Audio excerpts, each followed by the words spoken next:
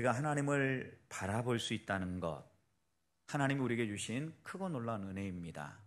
힘들고 어려울 때 누군가 나를 위하는 사람이 있고 누군가 나를 바라보면서 나를 위해서 무언가를 하는 분이 계신다는 것, 얼마나 큰 힘입니까? 우리가 하나님을 갈망한다라고 고백을 할 때 하나님은 우리를 불꽃 같은 눈동자로 살필 뿐만 아니라 우리를 위해서 일하시는 분이라는 것을 믿기 때문이지요.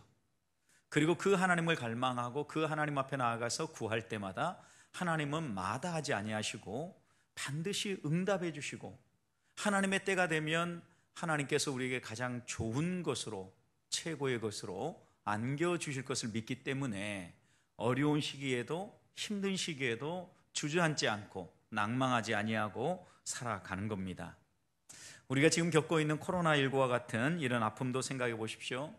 하나님께서는 우리에게 좋은 일들만이 아니라 우리가 살아가는데 여러 가지 크고 작은 어려움들에 대해서도 동일하게 섭리하십니다. 섭리하신다는 것은 하나님께서 모든 것을 통제하시고 다스린다는 겁니다. 섭리라는 이 표현은 매우 중요한 말씀인데 우리가 하나님이 다스리지 않은 영역이 없고 하나님이 일하시지 않는 영역이 없다라는 것을 인정하는 겁니다. 그러니까 오늘 하루를 살아오는 동안 내 삶에서 잘된 일들 뿐만 아니라 좀 어그러지고 또 고통스러운 일들, 이런 모든 것들까지도 하나님은 섭리해 가신다. 예쁘게 단풍이 들어가고 또 화창한 날씨가 펼쳐지는 것만 하나님이 섭리해 가시는 게 아니라 폭풍우가 불고 또 이렇게 여러 가지 전염병으로 인해서 고통을 겪는 이 모든 환경까지도 하나님이 섭리하신다, 다스린다. 이걸 믿기 때문에 우리들은 이 시기에도 유일하게 갈망해야 될 대상은 하나님인 거죠. 만약 우리가 이 모든 문제를 우리의 방법으로, 우리의 노력으로 어떻게 좀 해본다고 하면 해결할 길이 있겠죠. 코로나19도 보십시오. 여러 전문가들이 이야기한 것처럼 아직 끝난 게 아니다라고 이야기를 하니까 조금 확진되는 수가 줄어드는 것 같더니 또다시 수가 늘어나지 않습니까? 이런 일들이 반복되어진다는 얘기는 우리의 통제 밖에 있다는 얘기죠. 우리가 우리의 마음대로 움직이고 우리가 어떤 것을 함으로 말미암아 조절할 수 있는 그런 대상이 못 된다는 거죠. 적어도 우리보다 더 크신 분이 이 우주 만물을 창조하고 섭리하시는 분이 이 모든 환경을 다스릴 때 이 모든 문제가 풀어질 수 있다는 것을 깨우치고 계시는 거죠. 그런 점에서 우리가 10월 한 달 동안 금요일 저녁마다 갈망해야 될 건 무엇인지, 그리고 우리 안에 다시 찾아야 될 것은 무엇인지 살피는 겁니다. 함께 읽었던 이 말씀을 통하여서 바울이 고린도 교회에 권면하는 것은 너희가 먼저 깨어있으라 권면했습니다. 그런데 오늘 13절 이어지는 말씀을 보십시오. 깨어있어야 되는 이유가 너희가 믿음에 굳게 서서, 믿음에 든든히 서서 남자답게 강건한 삶을 살기 위함이다. 그리고 이 남자답게 강건하게 사는 삶을 14절에서는 요약하기를 모든 것을 사랑으로 행하는 삶으로 연결하고 있다는 겁니다. 여러분, 바울이 지금 고린도서에서 계속해서 이야기하고 있는 바이지 않습니까? 여러 가지 고린도 교회의 크고 작은 아픔을 답변하고 정리하면서 결국 바울이 그들에게 다시 걸어가도록 격려하고 세우는 믿음의 길은 사랑의 길이었습니다. 그런데 오늘 이 16장 마무리하면서도, 마지막 권면을 하면서도 또다시 바울이 권하는 것은 모든 일을 사랑으로 행하라는 겁니다. 그런데 이렇게 모든 일을 사랑으로 행하기 위해서 우리가 이런 삶으로 회복되어져야 되는데, 이렇게 회복되기 위해서 깨어있음과 그 다음 믿음의 섬과 그 다음 남자답게 강건하게 살아가는 것이 연결되어 있다는 겁니다. 재밌게도 그런데 이 세 가지는 순차적이에요.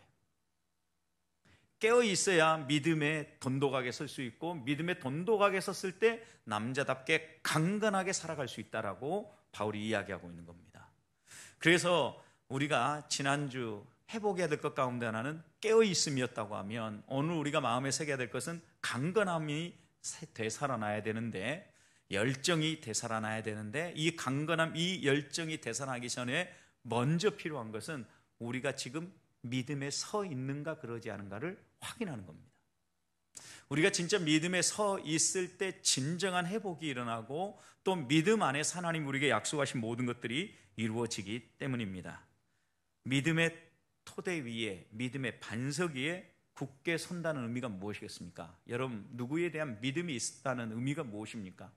그 사람이 지금은 막 어려운 시기를 지나고 그리고 또 낙심하여서 주저앉아 있는 것 같지만 우리가 그를 믿는다, 그 사람에 대해서 믿어준다, 이런 표현할 때는요, 지금은 주저앉아 있어도 그 사람은 아주 꺾이지 않고 분명히 일어날 것이다, 다시 일어서서 달려갈 것이다 라는 마음이 있을 때 믿는다, 이렇게 표현하죠, 여러분.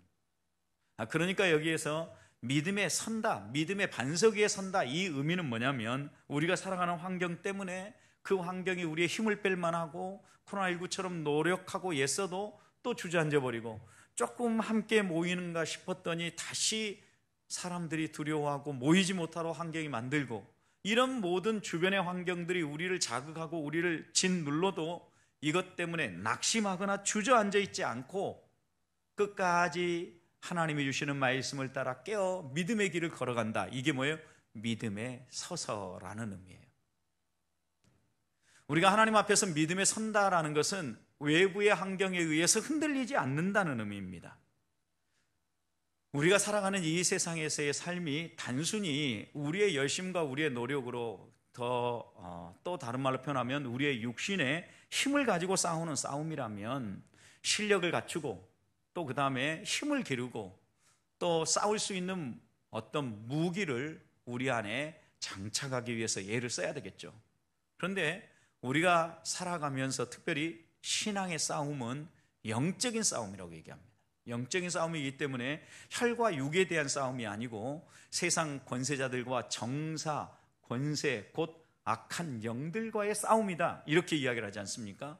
그래서 이런 악한 영들과 싸움에서 승리하기 위해서 바울이 에베소서 6장에서 우리에게 권하는 게 무엇입니까? 하나님의 전신갑주를 입으라는 겁니다. 근데 이 전신갑주 가운데 우리를 든든하게 보호해 주는 게 무엇입니까? 믿음의 방패이죠. 믿음에 굳게 선다, 이것은 어떻게 보면 우리를 든든히 보호해 주는 방패가 되어준다. 낙심할 만한 환경이 우리에게 밀려와도 또 그리고 포기하고 주저앉고 싶은 이런 생각이 들어도 이런 모든 생각들을 막아서 하나님의 사람으로 우리를 걸어가게 해주는 것, 이것이 믿음이다라고 말하고 있는 겁니다. 오늘날 교회가 갈수록 약해지고 있다고 이야기를 하죠. 특별히 또 코로나19를 지나면서 교회가 크고 작은 여러 문제들에 휩싸이면서 도덕성도 땅바닥에 떨어졌고 교회가 이야기하는 것이 정말 진리일까 사람들이 의심하기 시작했습니다. 사랑한다는 사람들이 어떻게 저렇게 이기적이고 자기의 필요를 채우기 위해서 행동하는가라는 의심의 눈초리를 가지고 바라봅니다. 왜 교회가 이렇게 약화되어지고 세상 사람들에게 의심의 대상이 되어버렸습니까? 코로나의 위협 때문입니까?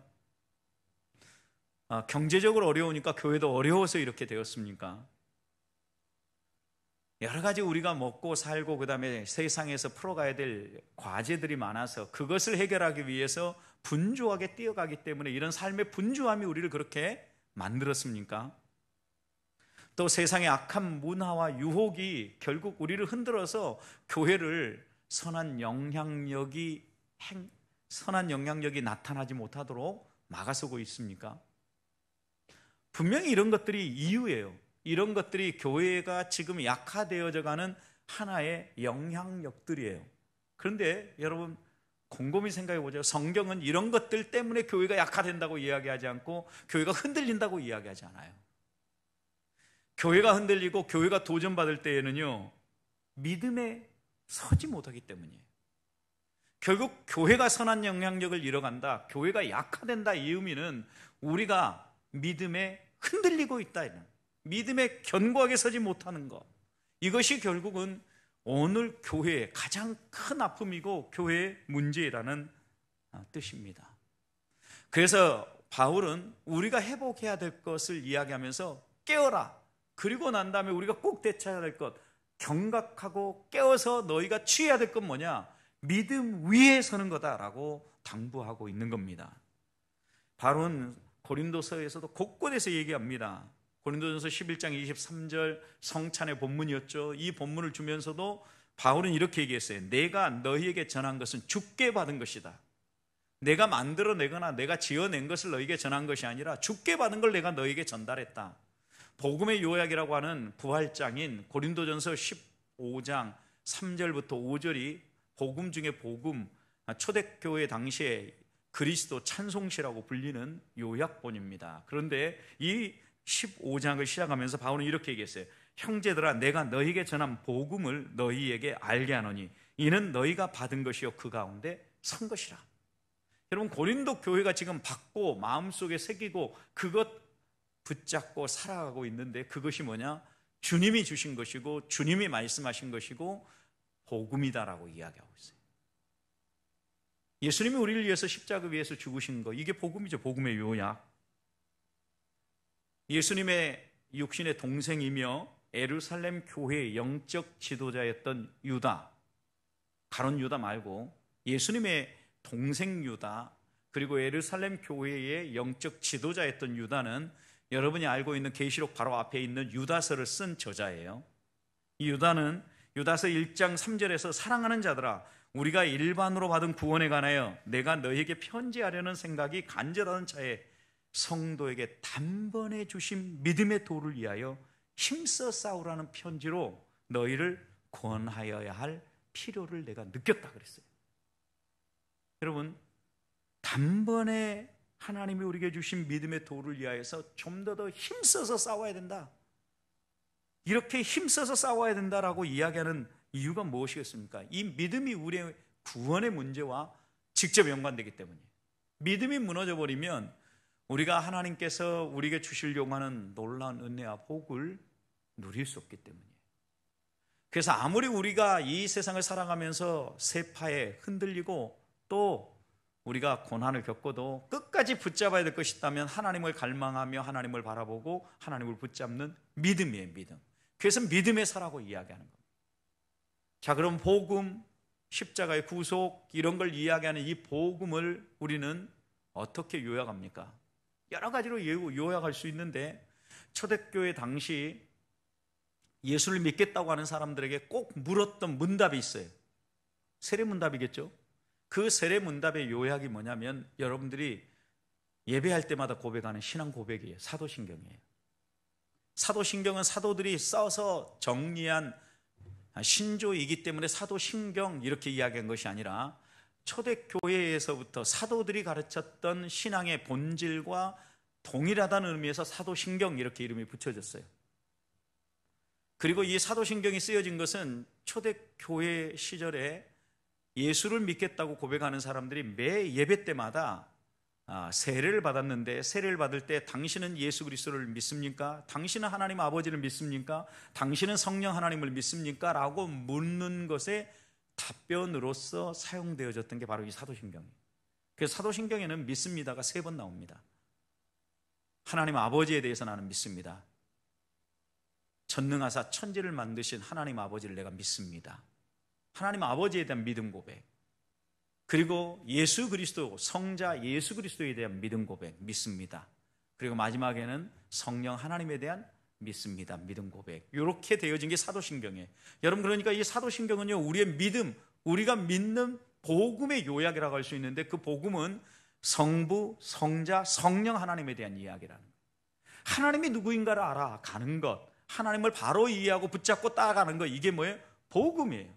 그런데 우리는 그 복음 가운데서도 예수 그리스도가 왜 이 땅에 오셨고 그분이 오셔서 하신 일은 무엇인가를 더 구체적으로 요약해서 예수 그리스도가 나의 죄 때문에 인간의 몸을 입고 이 땅에 오셨을 뿐만 아니라 십자가 위에서 나의 모든 죄를 짊어지고 대속의 죽음을 죽으셨다. 그로 말미암아 내 죄는 깨끗하게 해결되어졌고 이제는 우리가 죄인이지만 예수 그리스도의 대속으로 말미암아 의롭다 칭함을 받고 영생 복락을 누릴 사람이 되었다라고 고백하는 거예요. 여러분, 이 믿음을 고백하는 거, 이게 뭐예요? 믿음을 고백한다는 의미예요. 이 믿음의 토대 위에 서라는 것은 무엇입니까? 하나님이 누구인가를 바로 알고 삼위의 하나님을 바로 알고 그 하나님을 의지하며 산다라는 게 믿음의 반석 위에 선다는 의미예요. 그래서 우리는 부단히 하나님의 말씀을 살피면서 하나님은 누구신가? 예수님은 누구신가? 성령님은 누구신가 살펴야 되는 거예요. 새벽을 깨우면서 우리가 말씀을 묵상하면서 계속해서 내가 확인하고 적용해야 될 게 무엇입니까? 오늘 본문의 말씀에서 하나님은 어떻게 묘사되고 있는가? 성자 예수님은 누구신가? 성령 하나님은 어떻게 본문에서 드러나고 있는가? 이게 결국 묵상하는 삶 아닙니까, 여러분? 이 묵상을 통하여서 우리의 믿음이 반석 위에 서게 되고 더 견고하게 서서 하나님을 알아가는 것, 그리고 그 하나님을 알아갈 뿐만 아니라 그 하나님을 닮아가는 것, 이게 믿음에 선다라는 의미예요. 저는 우리 보배교회 성도들이 이렇게 믿음 위에 설 수 있기를 소망합니다. 아무리 바람이 불어도 하나님의 말씀을 가까이 하고 하나님의 누구인가를 계시해 주시는 이 말씀을 통하여서 성부, 성자, 성령 하나님에 대한 분명한 이해가 생겨나서 어떤 세파가 불어와도 낙심하지 아니하고 흔들리지 아니하고 끝까지 그 믿음의 길을 걸어가는 사람, 이 사람을 우리는 믿음의 사람, 성도, 그리고 하나님이 구원하시기로 작정하고 하나님이 영생의 복락을 부여한 사람, 이렇게 이야기하는 거 아니겠습니까? 자, 그렇다면 우리가 왜 믿음에 굳게 서야 합니까? 믿음이 없으면 우리의 신앙생활은 시작도 안 될 뿐만 아니라 믿음 없이 하는 신앙생활이라면 그 신앙생활은 진짜가 빠진 가짜 신앙생활이기 때문에. 그래서 바울은 고린도전서 15장 2절에서 아까 1절에 이어서 이렇게 얘기했어요.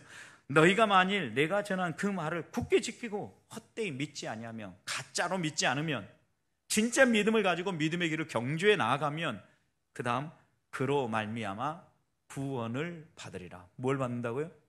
그로 말미암아 구원을 받으리라. 성도 여러분, 우리가 믿음의 토대가 흔들리고 믿음에 서지 못하면 그 다음 흔들리는 것은요, 구원이 흔들려요. 우리가 이 땅을 살아가면서 구원이 흔들려 보십시오. 신앙생활 자체가 불안정한 거예요, 그러면. 그리고 그 구원을 얻기 위해서 우리는 무언가 내 노력으로 또 찾아가고 애쓰고 그것을 위해서 분주히 달려갈 거예요. 적어도 이 말씀에 의하면 믿음의 반석에 서야 되는 가장 중요한 이유는 구원의 문제가 이 믿음에 걸려 있기 때문에 그래요. 그래서 바울이 로마서에서도 너희가 그 은혜에 의하여 믿음으로 말미암아 구원을 받았나니 이것이 너희에게서 난 것이 아니요 하나님의 선물이라. 분명하게 말씀해 주지 않습니까? 하나님이 우리에게 주시는 이 구원의 놀라운 은총, 이것은요 선물로 하나님이 주셨는데 하나님의 은혜로 말미암아 믿음으로 의롭다함을 얻게 되었다라는 이 놀라운 은혜의 복음을 우리에게 가르쳐 주는데, 하나님의 은혜가 우리에게 임해서 더 견고하게 되는 것, 우리 안에 회복되는 것은 믿음이에요. 믿음. 그리고 그 믿음이 우리를 하나님의 풍성한 부요하심 안으로 인도하는 거예요. 이게 구원의 복락이죠, 여러분. 또 우리가 이런 구원의 복락을 누리면서 살아가 보십시오. 그러면요 그리스도인에게는요 남들이 보이지 않는 세계가 열리게 돼요. 우리는 그것을 영적 세계가 열렸다라고 얘기하고 삶의 동기가 달라지는 거예요. 내가 직장에 가서 일하는 이유가 달라지고 내가 어려운 사람을 돕는 구제 이유가 달라지고요. 우리가 살아가는 삶의 방향, 이유, 동기, 이 모든 것들이 달라지는 거예요. 구원받은 하나님의 백성으로 하나님의 은혜에 감사하는 우리의 삶이 살아나는 거예요. 여러분, 이 삶이 성도의 삶 아닙니까? 우리가 회복해야 될 거죠. 아무리 우리 주변에 우리의 행동을 위축시키는 일들이 있다 할지라도 결국 그리스도인 걸어가는 길은 믿음의 반석 위에 서서 이런 삶을 살려내야 되는 거예요.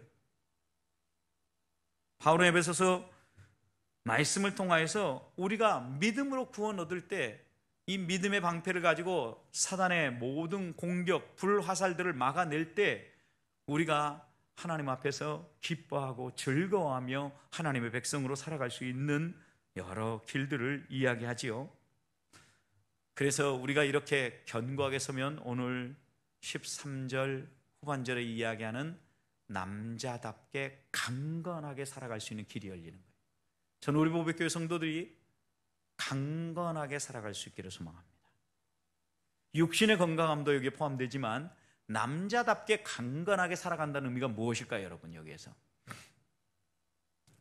이 말씀이 쓰여지던 그리스 헬라 시대, 그 로마가 다스리는 이 시대는요, 최고의 가치가 뭐냐면 힘이었어요. 힘.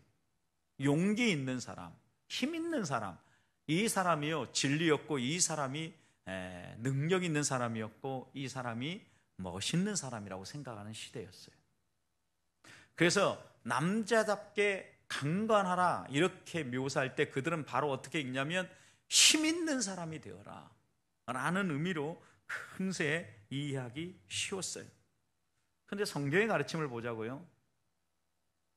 강건하라, 남자답게 강건하라, 이것이 남자답게 용기 있게 진취력 있게 힘이 있게 이렇게 살아가는 의미가 아님은 너무나도 성경 곳곳에서 가르치는 바예요. 육신의 힘이 있는 사람을 이야기하는 게 아니에요. 여기에서 기독교의 최고의 덕목이 무엇인가 생각해 보십시오. 힘 있는 사람은 기독교에서 저 사람이 신앙의 본이 있는 사람, 힘 있는 사람이 저 사람이 예수 잘 믿는 사람, 이렇게 성경이 묘사하지 않는다는 거예요. 성경에서 반복적으로 신앙이 깊어지면 깊어질수록 더 그 사람에게 드러나고 다져지는 것이 있는데, 그것은 그 사람의 성품이고, 성품 가운데 겸손의 덕목이 살아나야 된다고. 빌립보서 2장에서 예수 그리스도 찬송 시에 역시 빌립보서 2장 6절부터 11절 말씀도 너희 안에 이 마음을 품으라 곧 그리스도 예수의 마음이니 라고 이야기하면서 얘기하는 그리스도 예수의 마음이 무엇입니까? 하나님과 동등됨을 취할 것으로 여기지 아니하고 스스로 자기를 비워, 자기를 스스로 비워서 죽기까지 낮아지셨다라고 했어요. 죽기까지. 겸손을 이야기하는 거예요. 그리스도 예수의 마음, 겸손한 마음, 같은 마음, 한 마음. 빌립보서 2장 말씀에서 그리스도 예수의 마음을 그렇게 요약을 하고 있는 거예요. 그러니까 성경의 가르침은요, 로마 사람들이나 헬라 사람들이 이야기하는 것처럼 힘 있는 사람, 용기 있는 사람, 진취감이 있는 사람, 이런 사람을 남자답게 강건하다라고 이야기하는 의미로 사용하지 않았다는 얘기예요. 마가복음 10장 45절, 내가 너에게 온 것은, 예수 그리스도가 얘기하죠, 많은 사람에게 나의 목숨을 대성물로 줄, 섬김을 받으러 온 것이 아니라 섬기러 왔다, 이 얘기를 이야기하죠. 그런데 이 본문 바로 앞부분 단락에서 42절부터 45절에 이어지는 42절, 43절, 44절을 보면 예수께서 이르시되 이방인의 직권자들이 그들의 임의로 주관하고 그 고관들이 그들에게 권세를 부리는 줄 너희는 알거니와 너희 중에는 그렇지 아니하니 너희 중에 누구든지 크고자 하는 자는 너희를 섬기는 자가 되고 너희 중에 누구든지 으뜸이 되고자 하는 자는 모든 사람의 종이 되어야 할지니라. 자, 여기에서 권세 부리는 자, 크고자 하는 자, 으뜸이 되고자 하는 자, 남자답게 강건하게 살아가는 사람이라고 말할 수 있고, 용기 있는 사람이고 힘 있는 사람이라고 이야기할 수 있어요. 그런데 이런 사람은요, 우리 주님이 가르치면서요, 오히려 이런 사람들은 종이 되어지고 또 섬기는 자가 되어지고 오히려 낮아지는 자가 그런 역할을 감당할 사람이라고 가르치지 않습니까? 그래서 기독교의 최고의 덕목은 우리 주님의 가르침을 보아도요, 힘, 용기 이런 것이라기보다는 오히려 겸손함, 섬김. 그래서 여러 초기의 사람들, 그리고 철학자들, 니체 같은 이런 사람들은요, 기독교를 불종의 종교다, 힘없는 나약한 사람들이나 믿는 종교다, 이런 얘기들을 한 것입니다. 그래서 우리가 여기서 조심해야 될 것은요, 그리스도인이 된다는 것은 겸손해야 된다기 때문에 나약한 사람이 되라 이런 의미가 아니에요. 여러분, 감상적인 사람이 되라는 것도 아니에요. 좀 부족해 보일 수 있을지는 몰라요. 그렇지만 용기도 있어야 되지만 겸손함도 있어야 됨을 이야기하는 거예요. 균형을 이루어야 될 걸 이야기하는 거죠. 어떤 용기입니까? 믿음으로 살아갈 수 있는 용기, 이게 있어야죠. 그리고 그렇게 용기 있게 살아가지만 권세자들처럼 내가 마치 높이 올라간 사람처럼 행세하면서 자기의 권한을 다 내세우는 사람이 아니라 겸손할 줄 아는 사람, 겸손할 줄 아는 사람. 그래서 바울은 에베소서 4장 14절에서 이렇게 얘기합니다. 우리가 남자답게 믿음에 서서 강건해야 되는 이유가 우리가 살아가는 시대가 어떤 시대인가를 내다보면서 너희가 그렇게 살아야 된다는 것을 이렇게 얘기합니다. 이는 우리가 이제부터 어린아이가 되지 아니하며, 이 어린아이가 되지 않는 것, 남자답게 성인이 되어서 힘 있는 사람이 되어서, 이런 의미죠. 성숙한 사람이 되어서, 그 다음에 이렇게 얘기합니다. 어린아이가 되지 아니하여 사람의 속임수와 간사한 유혹에 빠져 온갖 교훈의 풍조에 밀려 요동하지 않게 하렵니다. 우리를 요동하지 않게 하기 위해서 남자답게 강건해라 라고 이렇게 권하고 있는데, 우리를 요동치게 만드는 것을 세 가지 여기서 얘기했어요. 첫 번째는 사람의 속임수예요. 또 하나는 간사한 유혹. 누가 간사한 유혹을 하겠습니까? 결국 사단이 우리를 간사하게 유혹하는 거죠. 또 하나는 온갖 교훈의 풍조. 이게 세상 교훈들, 세상의 문화, 세상의 흐름이라고 이야기하는 온갖 교훈의 풍조, 세상의 이 풍파를 이야기하는 거죠. 이런 것들이 결국은 우리를 흔들어서요, 요동치게 만들고 우리를 넘어지게 만드는 거죠. 생각해 보십시오. 여러분, 요즘 요동칠 만한 일들 있으십니까? 없으십니까? 뭐 여러 가지, 없는 분들도 있겠지만 여러 가지 여러분의 마음을 흔들어 놓는 요소들이 많이 있을 겁니다. 저는 최근 들어서 전셋값 올라가는 거 보면서 마음이 요동치더라고요. 교회가 옮겨오고 나서 또 우리 장로님들 당회에서 교회 근처로 이사를 오도록 또 이렇게 허락도 해주셔서 전세를 얻어보려고 했더니요, 어림도 없는 거예요. 어림도. 전세가 얼마나 올라가네. 제 마음이 그러니까 요동치는 거 있죠. 아니, 어떻게 이게 부동산 정책을 써가지고 이게 이사도 못 가게 만들어 놓는 거야. 막 마음에 요동이 치는 거죠. 그러면서 또 한 가지 마음에 드는 것은, 야, 이래서 어떻게 해서라도 돈을 모아서 집을 살려고 하는구나. 야, 목사도 아무것도 안 가진 것이 아니라 빨리 집을 샀어야 되는데 얘네 집을 안 사가지고 이런 고생을 하는구나. 막 마음에 요동이 치는 거예요, 여러분. 이게 이제 세상에 이런 풍조가 우리를 흔들어 놔요, 계속. 살아가는데 여러 가지 불편함이 있고 우리를 힘들게 만드는 요소들이 있기 때문에 우리를 막 흔드는 거예요, 이렇게. 여러분, 그래서 이런 시절에 우리가 남자답게 믿음에 서서 강하게 살아간다는 의미가 무엇이겠습니까? 우리가 살아가는 시대가 그만큼 위험하다는 얘기예요. 흔들리고 넘어지기 쉬운 시대라는 얘기예요. 그러니 남자답게 굳건하게 서라고 얘기하는 거예요. 우리를 공격하는 이 세상의 풍조와 유혹들을 보세요. 얼마나 집요한지 끝까지 공격해 와요. 원수가 얼마나 강한지 몰라요. 그냥 싸워서는 이길 수 없다고요. 사단의 공격이에요. 영적인 싸움이라고요. 그러니 성령의 도우심 없이는 이겨낼 수 없기 때문에 믿음의 반석 위에 서서 남자답게 굳게 서라 라고 이야기하는 거예요. 그리고 믿음으로 살아보십시오. 그럼 뭐라고 하는지 아십니까? 조롱해요. 많은 사람들이 그렇게 얘기합니다. 저는 어려서부터 목회자가 되겠다라고 헌신하고 여기까지 달려왔는데, 목회자가 예를 들어서 막 저축을 해가지고 돈을 쌓아놓고 그 다음에 집을 한 채 갖고 그러면 싹군이라 그랬어요. 제가 어렸을 때부터는. 제 머릿속에는 그렇게 하면 안 된다고 생각했는데, 지금은 웬만한 교회들은요, 목사님 이제껏 그것도 안 모으고 뭐 했습니까? 이렇게 얘기한다는 거예요. 시대가 완전히 달라져 가지고요, 이게 지금 혼동스러운 상황이 된 거예요. 이럴 때에는요, 한 가지밖에 없어요. 시대의 변화 속에서도 끝까지 붙잡을 분은 뭐라고요? 하나님 한 분뿐이고 믿음뿐이라고요. 이제 뭐 어떻게 하겠습니까? 하나님이 알아서 하시겠죠. 알아서 하겠지요라는 게 무책임한 발언이 아니라 하나님에 대한 신뢰의 고백이에요. 어느 순간에 내 믿음에 걸어가는 길을 바꿨다, 이리 갔다 저리 갔다 그러면 생각해 보십시오. 돈 벌 수 있는 직업을 선택해야죠. 빨리 집 살 수 있는 그런 직업을 선택해야죠. 목사가 된 것은 잘못 선택한 거죠. 그거는 이미.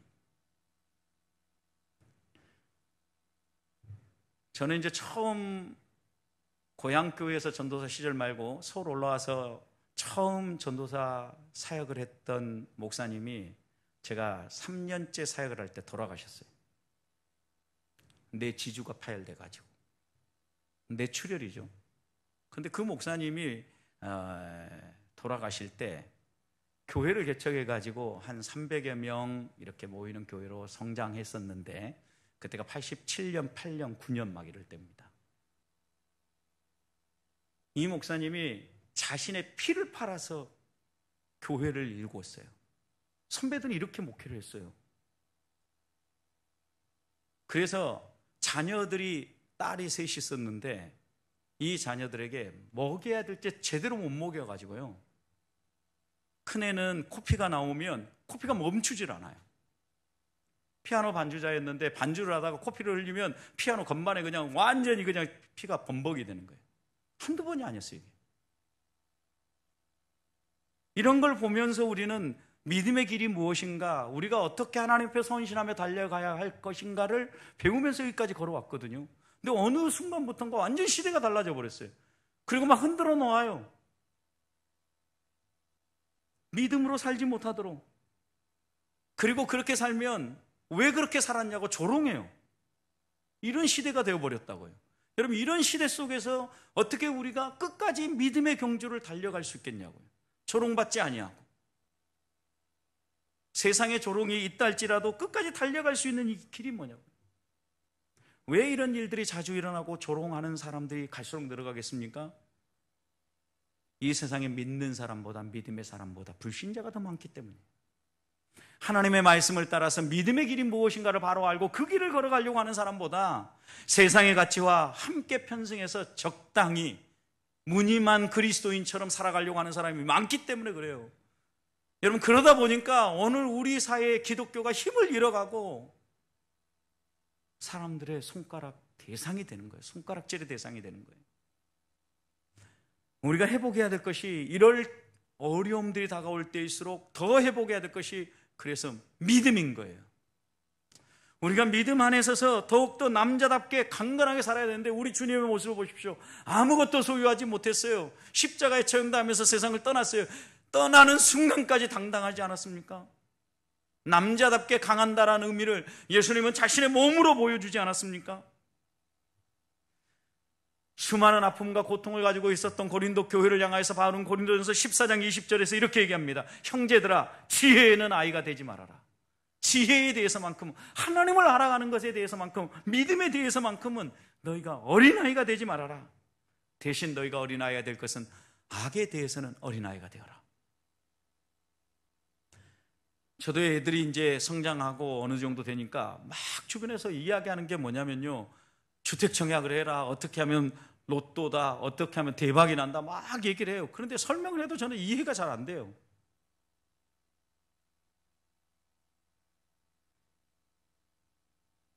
어떻게 생각해 보면, 그런데 왜 하나님은 다른 것은 분석도 잘 되고 지혜도 주셨는데 왜 그런 데는 지혜를 안 주셨는지 모르겠어요.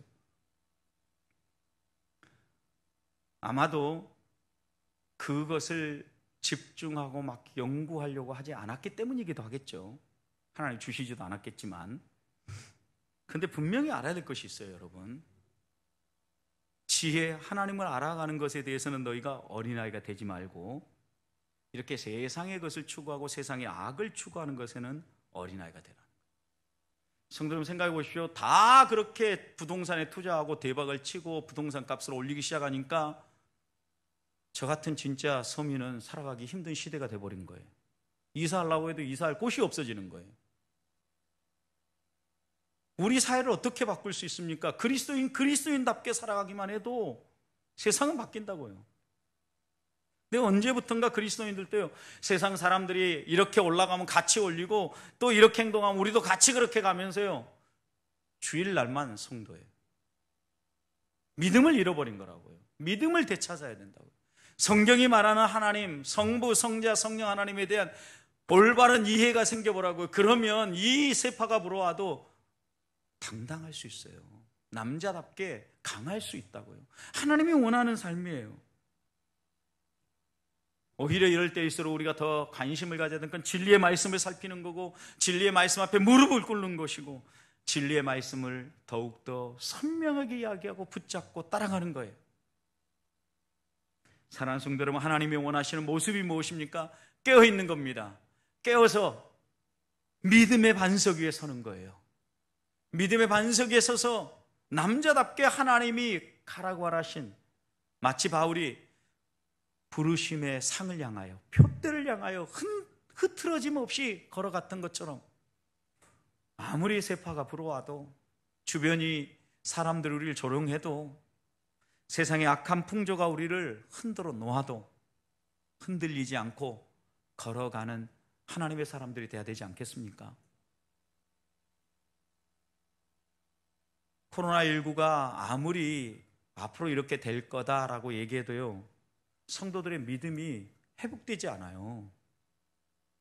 뭐 꼭 교회 예배당에 나오는 게 믿음이냐고 이렇게 반문하면 거기에 대해서는 할 말이 많아요. 그런데 성도는 우리의 믿음의 여러 가지 표현들 가운데 한 가지 생각해야 될 것은, 여러분의 믿음이 지금 온라인으로 우리 기도에 참여하신 분들 이유가 있으시겠죠. 그런데 여러분이 그렇게 참여해서도 여러분의 신앙이 막 살아서 하나님 앞으로 올라간다면, 앞으로도 형편이 어렵고 힘들 때는 온라인으로 계속 예배 드려도 돼요. 그런데 이것이 여러분이 하나님 앞에 좀 더 나아가는데 약간 장애가 있고 뭔가가 좀 더 부족한 부분이 있다고 하면, 그것보다 더 나은 것을 찾아가야 돼요. 최선의 것을 추구해야 된다고요. 함께 나와서 얼굴 보고 함께 하나님 앞에 기도하고 차 밀리지만, 여러분 중요한 일이라면 어떻게 해요? 2시간 3시간 걸려서 밀리는 그 차라 할지라도, 찻길이라 할지라도 운전해서 나아가잖아요. 그 일 하잖아요. 하나님을 만나는 일, 우리의 신앙을 살려내는 길, 하나님 앞에 돈독하게 서서 믿음으로 살아가는 길, 이것이 소중하고 회복할 일이라고 하면 우리의 가정을 박차고 일어나서 예배당에 나와야 되는 거예요. 하나하나 우리가 살려내야 될 게 한두 가지가 아니라고요. 기억하십시다. 지혜는 어린아이가 되면 안 돼요. 그러나 세상 풍조, 세상의 이런 악에 대해서는 어린아이가 돼야 된다고요. 반대로 살지 맙시다.